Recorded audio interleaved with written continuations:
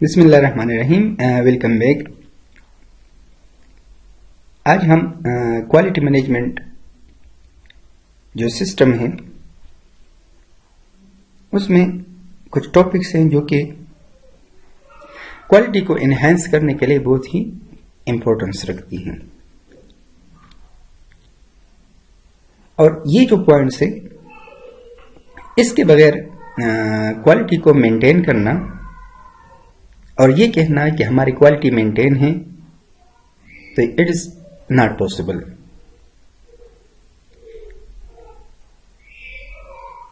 ये जो फैक्टर्स हैं और ये जो एलिमेंट्स हैं, ये चाहे एक छोटी लैब हो या एक बहुत ही स्टैंडर्ड लैब हो, ये फॉलो करके अपने जो क्वालिटी है उसको एनहेंस कर सकती हैं। वो कौन कौन से फैक्टर्स हैं? इसमें एक है ऑडिट। फिर ऑडिट के दो टाइप्स है, internal audit and external audit. And the most important thing is external quality assessment. तो आज हम इनको डिस्कस करेंगे। सो ऑडिट क्या है? ऑडिट बेसिकली एक सिस्टमेटिक प्रोसीजर है जो कि एक लेबोरेटरी के जो 3 फेजेस होते हैं जिनको हम कहते हैं प्री एग्जामिनेशन, एग्जामिनेशन और पोस्ट एग्जामिनेशन फेजेस। इन तीनों फेजेस में जो वीकनेसेस होती हैं उनको बेसिकली आइडेंटिफाई करती हैं। एग्जामिनेशन, प्री एग्जामिनेशन और पोस्ट एग्जामिनेशन की जो वीकनेसेस हैं उनको आइडेंटिफाई करती हैं। ये काम है ऑडिट का और ये एक सिस्टमेटिक प्रोसेस है। तो अगर उन वीकनेसेस को जो कि प्री एग्जामिनेशन, एग्जामिनेशन और पोस्ट एग्जामिनेशन में हैं, जो कि एक पूरे का पूरा प्रोसीजर है, अगर इनमें से वीकनेसेस को रिमूव की जाए तो ऑटोमेटिकली क्वालिटी एनहेंस हो जाएगी। तो ऑडिट करने के लिए जो असेसर्स आते हैं जो कि असेसमेंट करते हैं उस लैब की और उस लैब की ऑडिट करते हैं, तो वो कुछ इंफॉर्मेशन गैदर करते हैं और उनके बेस पे वो एक रिपोर्ट जनरेट करते हैं उस लैब को, उसके जो मैनेजमेंट स्टाफ है उनको, कि आपके कहां कहां पर वीकनेसेस है और फिर आपने उन वीकनेसेस को कैसे आइडेंटिफाई करना है और कैसे आपने उसको, उसके लिए जो करेक्टिव मेजरमेंट्स है आपने उसको कैसे करनी है। तो ऑडिट वाले जितने भी प्रोसेसेस हैं और ऑपरेटिंग प्रोसीजर है जिसको हम कहते हैं एसओपीज, वो उनको देखते हैं कि आए ये लैब एसओपीज फॉलो कर रहे हैं या नहीं कर रहे, स्टैंडर्ड ऑपरेटिंग प्रोसीजर फॉलो कर रहे हैं या नहीं कर रहे। रिमेंबर कि हर टेस्ट के एसओपीज होते हैं और वो एसओपीज हर इंडिविजुअल जो कि लैब का है, चाहे टेक्नोलॉजिस्ट है या टेक्नीशियन है, कोई भी, उन एसओपीज को फॉलो करके और टेस्ट परफॉर्म करेगा, तब जाके उसकी क्वालिटी मेंटेन होगी। तो ऑडिट वाले प्रोसेसेस और प्रोसीजर को, ये एसओपीज को, उनको देखते हैं कि आया वो फॉलो हो रहे हैं या नहीं हो रहे। फिर इसके बाद है स्टाफ की कंपिटेंसी और उनकी ट्रेनिंग। कंपिटेंसी और स्किल्स में फर्क है। कंपिटेंसी ये है कि एक टेस्ट है, फॉर एग्जाम्पल ग्लूकोज, आया जो इंडिविजुअल ये टेस्ट परफॉर्म कर रहे हैं, टेक्नोलॉजिस्ट या टेक्नीशियन, आया उसके पास बैकग्राउंड नॉलेज है, क्या वो सही तरीके से इस प्रोसीजर को परफॉर्म कर रहा है, क्या वो पेशेंट को रिपोर्ट इफेक्टिवली प्रोवाइड कर रहा है या नहीं।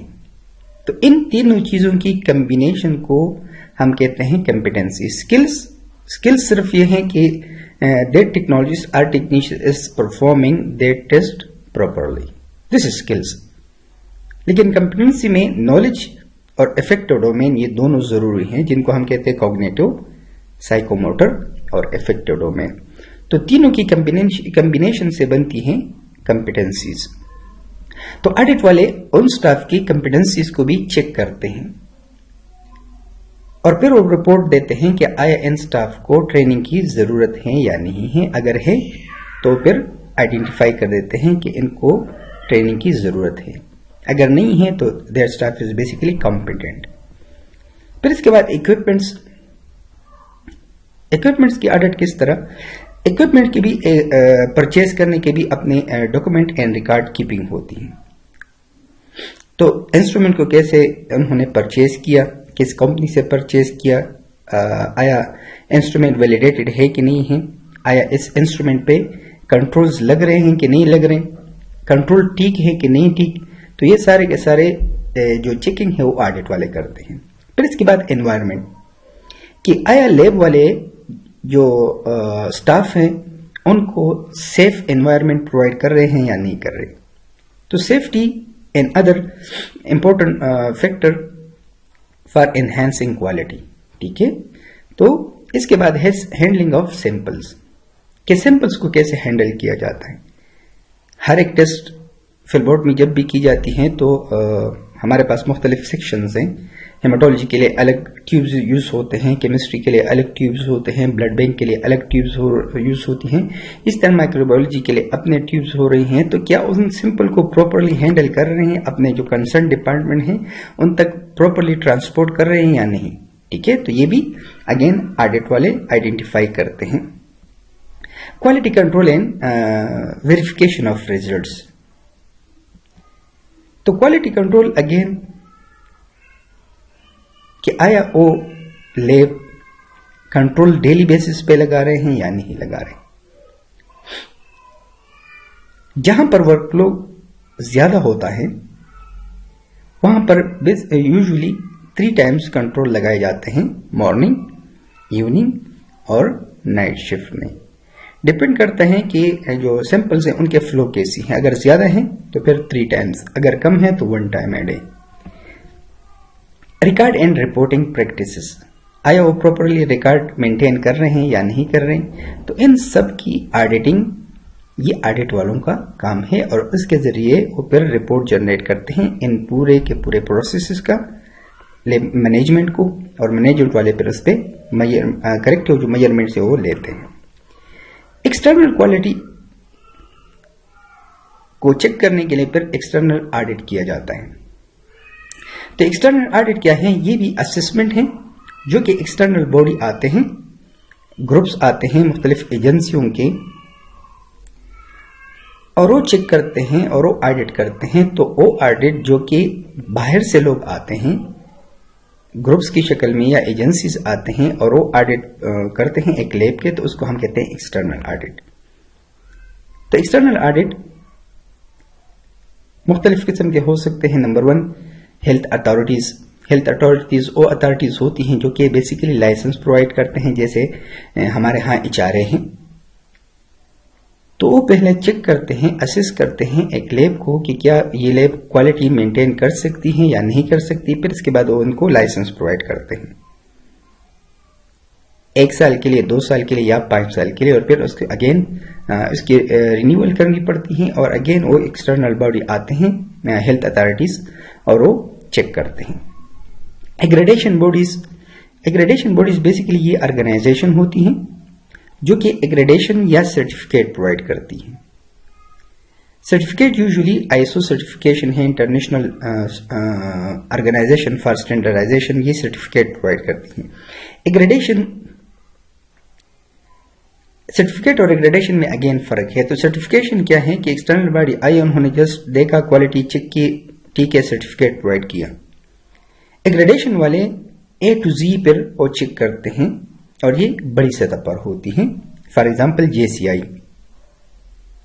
Joint commission of international accreditation. तो ये बॉडीज एक स्वीपर से लेकर एक पैथोलॉजिस्ट तक उनको चेक करते हैं और पूरे के पूरे प्रोसेस को चेक करते हैं। वो लोग नॉलेज के हवाले से, अगेन साइकोमोटर के हवाले से, और फिर इफेक्टिव डोमेन के हवाले से, इन सब को फिर वो एग्रेडेशन देते हैं। तो एग्रेडेशन बॉडीज भी करते हैं कुछ एग्रेडेशन और कुछ ऑडिट। एंड ऑडिट में भी requested by major public health organization या प्रोग्राम्स वो भी कंडक्ट करते हैं। फॉर एग्जांपल WHO जैसे पोलियो प्रोग्राम है या मीजल प्रोग्राम है, उनको चेक करने के लिए वो फिर WHO वाले अपने जो ग्रुप से वो भेजते हैं और वो इनकी एक्सटर्नल ऑडिट करते हैं, क्योंकि वो फंड प्रोवाइड करते हैं, इसलिए वो फिर चेक भी करते हैं क्या यहाँ पर एक क्वालिटी काम हो रहा है या नहीं हो रहा। तो उसके लिए भी वो एक्सटर्नल ऑडिट करते हैं। ये जो एक्सटर्नल ऑडिट है ये बेसिकली स्टैंडर्ड्स के थ्रू होती हैं, चेकलिस्ट के थ्रू होती हैं। फॉर एग्जांपल जैसे हमने बात की कि WHO के अपने चेकलिस्ट हैं क्वालिटी को चेक करने के लिए, और वो एक लैब में आते हैं, हर चीज को चेक करते हैं, अपने चेकलिस्ट है, अपने उनके पास जो स्टैंडर्ड्स हैं, और फिर वो उन लैब को रिपोर्ट प्रोवाइड करते हैं। तो यूजुअली जब भी असेसमेंट होती हैं तो उस स्टैंडर्ड के थ्रू होती हैं, और इन स्टैंडर्ड के साथ उस लैब को कंपेयर किया जाता है, और फिर उसके बाद उनको रिपोर्ट प्रोवाइड किया जाता है। तो स्टैंडर्ड दो किस्म के हो सकते हैं, या तो इंटरनेशनल स्टैंडर्ड्स होंगे या फिर लोकली डेवलप्ड जो चेकलिस्ट होते हैं उनके थ्रू होते हैं। इंटरनेशनल की जैसे हमने बात की WHO वाले, ठीक है, WHO वाले अपने चेकलिस्ट के थ्रू ऑडिट करते हैं, तो इसको हम कहते हैं एक्सटर्नल ऑडिट। एक्सटर्नल ऑडिट चूंकि ये कॉस्टली है, इसलिए इसके लिए प्रॉपरली प्लान करना चाहिए। एक्सटर्नल ऑडिट के सबसे पहले प्लानिंग होगी। आपने अपने जो स्टाफ हैं उनको पहले समझाना है कि इस तरह एक्सटर्नल ऑडिट होगी। आपने प्रॉपरली SOPs, आप ऑलरेडी तो SOPs फॉलो कर रहे हैं, लेकिन you have to ensure your staff and you have to aware your staff about your audit. और जितने भी डॉक्यूमेंट्स हैं और जितने भी रिकॉर्ड हैं, आपने उसको प्रॉपरली तरतीब के साथ रख देना है, ताकि उनका जो टाइम है वो भी बच जाए और ऑडिट ऑन टाइम हो सके, और आपको जो भी वीकनेसेस है वो फाइंड आउट हो सके। Audit report and plan of action कि ऑडिट रिपोर्ट उन्होंने जो लैब मैनेजमेंट है उनको प्रोवाइड कर दी। अब उस पे जो करेक्शन प्लान है या एक्शन है, आपने उस पर किस तरह करना है। तो रिव्यू द रिकमेंडेशन, जो रिकमेंडेशन एसेसर्स ने आपको दी है कि कहीं जहां पर आपकी वीकनेस है, फॉर एग्जांपल आपके SOPs फॉलो नहीं हो रहे, तो आपने फिर उसके करेक्टिव मेजरमेंट्स करने हैं। आपने अपने स्टाफ को इंश्योर करना है कि you have to follow the SOPs, क्योंकि SOPs का मतलब यह है कि एक टेस्ट से फॉर एग्जांपल ग्लूकोज 3 शिफ्ट हैं, ग्लूकोज एक इंडिविजुअल अपने तरतीब से लगा रहा है, दूसरा इंडिविजुअल अपने तरतीब से लगा रहा है, तीसरे इंडिविजुअल की अपनी मेथोडोलॉजी है। तो इस तरतीब से जो रिजल्ट है उसमें डिफरेंस आएगा। लेकिन जब SOPs फॉलो होंगे तो मॉर्निंग, इवनिंग और नाइट इनमें एक ही तरह का टेस्ट लगेगा, एक ही प्रोसीजर अप्लाई होगा, एक ही मेथोडोलॉजी अप्लाई होगी, इसलिए जो रिपोर्ट होगा वो एक वैलिड रिपोर्ट होगा। अब उन्होंने जो गैप्स आइडेंटिफाई किए हैं, जो वीकनेसेस आइडेंटिफाई की हैं असेसर्स ने, ऑडिट वालों ने, आपने उस गैप्स को फिल करना है। फॉर एग्जाम्पल जैसे हमने बात की कि लेट सपोज उन्होंने ये गैप आइडेंटिफाई किया है कि यहां पर जो इंस्ट्रूमेंट है उसकी मेंटेनेंस नहीं हो रही,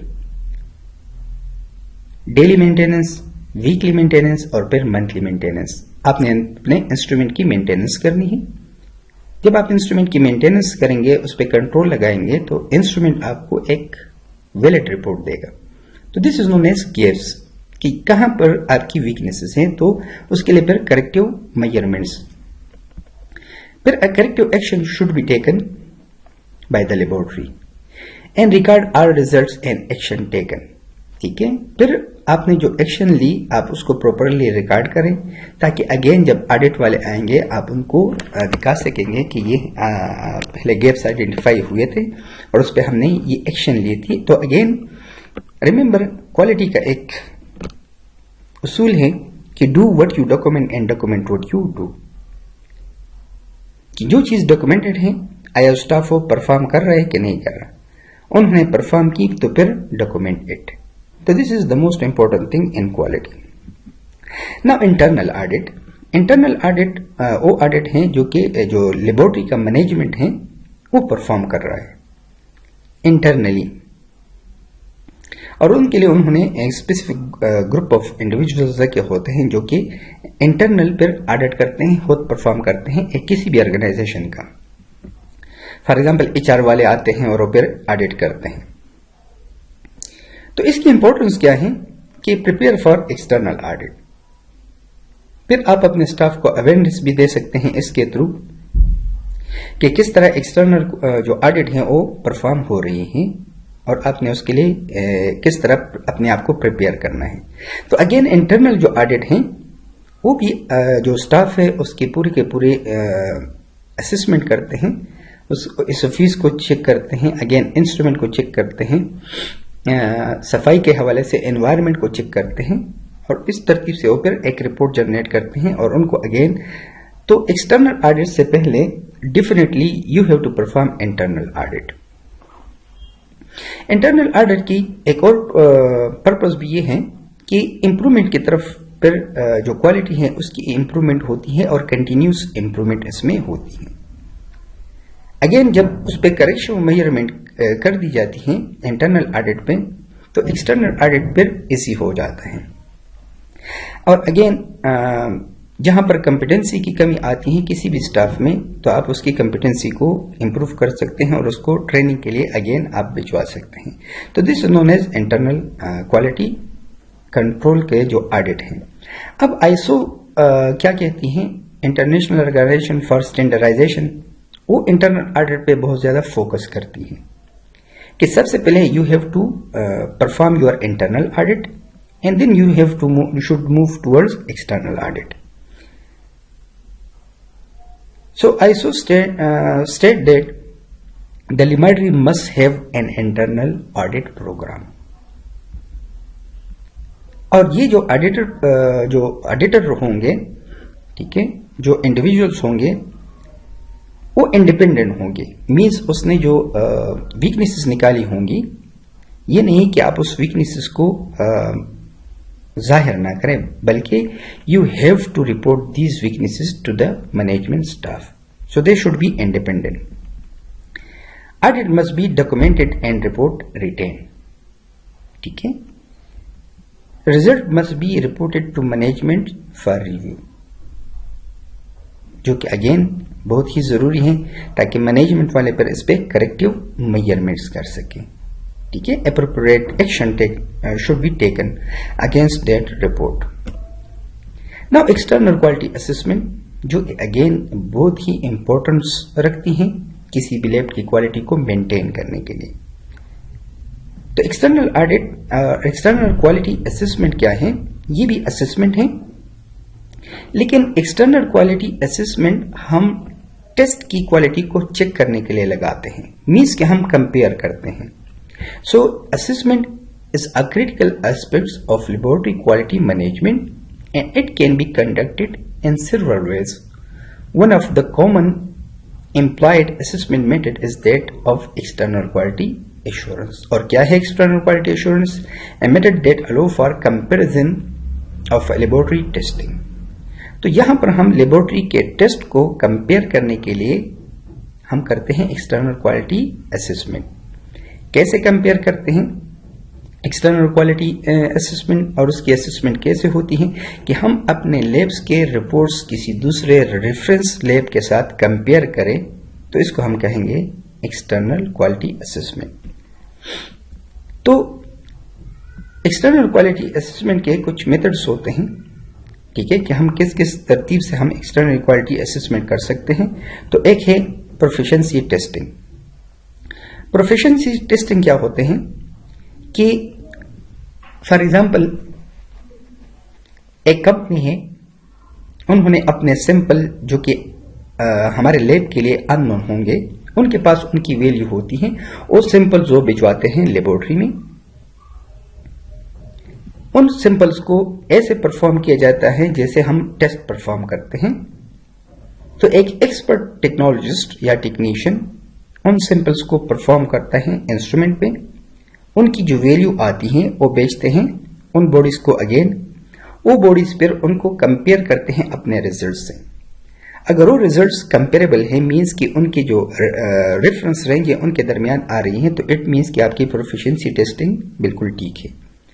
सो प्रोफिशिएंसी टेस्टिंग का क्या मतलब है? प्रोफिशिएंसी टेस्टिंग का मतलब यह है कि फॉर एग्जांपल उन्होंने एक सैंपल भिजवाया ग्लूकोज के लिए, ग्लूकोज को चेक करने के लिए लेबोरेटरी में, हमने यहां पर ग्लूकोज लगाया, उसकी वैल्यू आ गई 50, लेट सपोज। ये वैल्यू हम भिजवाते हैं उस एक्सटर्नल बॉडी से, वो फिर कंपेयर करते हैं कि ये 50 रिजल्ट आया है, ये हमारे रेंज में है कि नहीं है। तो ओ रेंज, उनकी जो रेंज थी वो है 40 और 60 के दरमियान, तो हमारा रिजल्ट है 50। तो इट मीन्स कि हमारा जो टेस्ट हम लगा रहे हैं ग्लूकोज का बिल्कुल ठीक है, तो इसको हम कहते हैं प्रोफिशिएंसी टेस्टिंग। फिर इसके बाद है नंबर 2, रीचेकिंग और रीटेस्टिंग स्लाइड्स। ठीक है, रीचेकिंग और रीटेस्टिंग। रीचेकिंग और रीटेस्टिंग का क्या मतलब है कि लेट सपोज मैं चाह रहा हूं कि जो मेरा टेक्नोलॉजिस्ट है वो डीएलसी सही परफॉर्म कर रहा है या नहीं कर रहा। ठीक है, तो उसने जो डीएलसी डिफरेंशियल लिकोसाइड किया और फिर मैं वही स्लाइड फिर मैं भिजवाता हूं एक रेफरेंस लेबोरेटरी में, वहां पर वो डीएलसी परफॉर्म करते हैं। अगर वो डीएलसी उसके साथ बिल्कुल मैचिंग कर रही है तो इट मीन्स कि हमारी जो रीचेकिंग या रीटेस्टिंग जो क्वालिटी है वो बिल्कुल ठीक है। इसी तरतीब से हमने एक ग्लूकोज सैंपल दिया, हमारी वैल्यू आ गई, हमने उसको भेज दिया उसी सैंपल को एक दूसरे रेफरेंस लेबोरेटरी में, वहां पर उसने टेस्ट किया, उसकी वैल्यू 51 है या 52 है या 49 है, तो इट मीन्स कि हमारी वैल्यू और उनकी वैल्यू मैच कर रही है, तो it means this is known as retesting या रीचेकिंग। लेकिन अगर ये दोनों ना हो तो फिर ऑनसाइट इवैल्यूएशन परफॉर्म की जाती है। ऑनसाइट इवैल्यूएशन कैसे परफॉर्म की जाती है कि वो बॉडीज आई, हमारे टेक्नोलॉजिस्ट ने स्लाइड देखा डिफरेंशियल लिकोसाइड के लिए, फिर वो लोग जो कि एक्सपर्ट लोग अपने साथ लाए हैं वो भी उन्होंने भी वही स्लाइड देखी ऑन द स्पॉट और फिर रिपोर्ट प्रोवाइड किया, तो इसको हम कहते हैं ऑन साइट इवैल्यूएशन। तो ये 3 मेथोडोलॉजीज के जरिए हम क्वालिटी, एक्सटर्नल क्वालिटी असेसमेंट कर सकते हैं। नंबर 1 प्रोफिशिएंसी टेस्टिंग, रीचेकिंग और फिर ऑन साइट इवैल्यूएशन। नाउ इसकी इंपॉर्टेंस क्या है? इंपॉर्टेंस इसकी ये है कि it allows basically comparisons of performance, कि हमारा जो स्टाफ है उसकी परफॉर्मेंस कैसी है, क्योंकि उन्हीं स्टाफ ने, उन्हीं लैब टेक्नोलॉजिस्ट ने, उसी लैब टेक्नीशियन ने और टेस्ट परफॉर्म करना है तो उसकी परफॉर्मेंस सामने आ जाती है। फिर इसके बाद है जो सिस्टमेटिक प्रॉब्लम्स आ रही हैं हमारे लैब में, सिस्टमेटिक प्रॉब्लम्स जो कि एक ही तरतीब से हमारे पास जो प्रॉब्लम आ रही है, फॉर एग्जांपल ग्लूकोज की वैल्यू हमें बार बार दे रही है 60, 60, 62, 63, 61, 59, लेकिन एक्चुअल जो वैल्यू है वो है 80। तो चूंकि सिस्टम ने, इंस्ट्रूमेंट ने हमें बार बार एक ही वैल्यू दे रहे हैं जो कि बिल्कुल करीब करीब है, ठीक है, लेकिन एक्यूरेट नहीं है, तो इसको हम कहते हैं systematic problems in an instrument. तो उन सिस्टमेटिक प्रॉब्लम्स को भी करेक्ट करने के लिए एक्सटर्नल क्वालिटी असेसमेंट हमें वो करेक्ट करके देती है कि आपके जो सिस्टम है उसमें सिस्टमेटिक प्रॉब्लम आ रही है और उसको चेक करें। तो ये तो आपका या तो किट एक्सपायर होगा या जो लोग एसओपीज फॉलो नहीं कर रहे, तो आपको अंदाजा हो जाएगा एक्सटर्नल क्वालिटी असेसमेंट से। फिर टेस्टिंग की क्वालिटी, कि आपका जो रिजल्ट है आया वैलिड है कि नहीं है, तो वो भी अंदाजा हो जाता है एक्सटर्नल क्वालिटी असेसमेंट से।